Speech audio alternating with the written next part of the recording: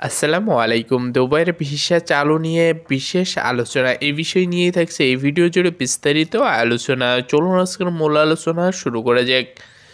দুবাইয়ে বাংলাদেশিদের কর্মসংস্থানের সুযোগ সৃষ্টির লক্ষ্যে ভিসা সহজ করার অনুরোধ জানানো হয়েছে। বুধবার Dubai immigration general director of residency and foreigners অ্যাফেয়ার্সের director general Mohammad Ahmad Al মারির সঙ্গে সাক্ষাৎ করে এই অনুরোধ জানান দুবাইয়ে নিযুক্ত Bangladesh consul general Mohammad Rasheduzzaman. Director general তার দপ্তরে নবনিযুক্ত কনসাল জেনারেলকে স্বাগত জানান এবং তার দায়িত্ব পালনের সময়ে দুবাই ইমিগ্রেশনের পক্ষ থেকে সর্বাত্মক সহযোগিতার আশ্বাস দেন। ডিরেক্টর জেনারেল এবং কনসাল জেনারেল দুবাইয়ে বসবাসরত বাংলাদেশিদের কল্যাণ এবং অধিক সংখ্যক বাংলাদেশিদের কর্মসংস্থানের সুযোগ সৃষ্টির লক্ষ্যে ভিসা সহজ করাসহ সংশ্লিষ্ট নানা বিষয়ের আলোচনা করেন।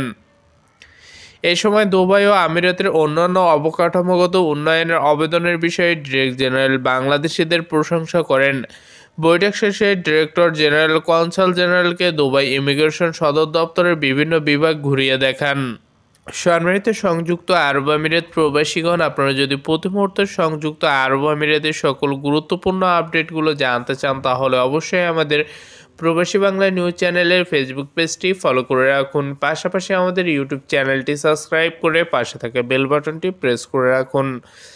সংযুক্ত আরব আমিরাতের পরবর্তী গুরুত্বপূর্ণ আপডেট দেখার আমন্ত্রণ জানিয়ে এখনকার মতো বিদায় নিচ্ছি। আসসালামু আলাইকুম।